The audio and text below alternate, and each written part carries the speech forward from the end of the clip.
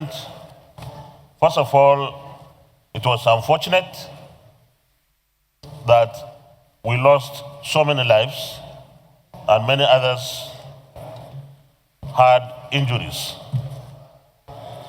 We failed to protect our people. But it was not a deliberate failure. Our system at this moment, Mr. President, distinguished colleagues, requires that we enhance it. Let me commend Mr. President for immediately directing for taking a battalion to that area to secure the environment. But what that also means is some loopholes, some weak points were created by moving out those soldiers and our armed forces. And therefore we need to work with the executive arm of government to insist on recruiting more and more soldiers and security forces. Mr. President, I once visited Kayama from Ilorin by road. I think we have sinned against Kwara North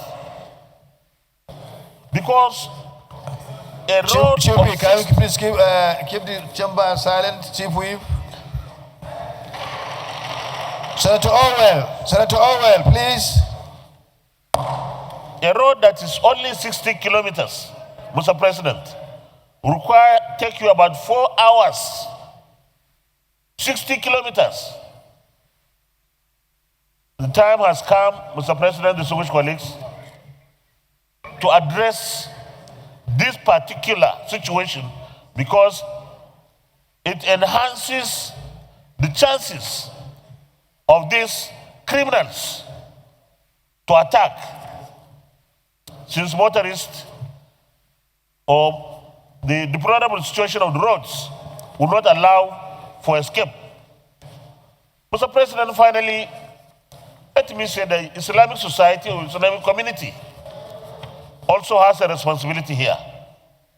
Those who preach what is not Islam need to be dealt with by the Muslim community. Because if we allow people who preach what is never in the books, then it means we'll continue to have this kind of situation.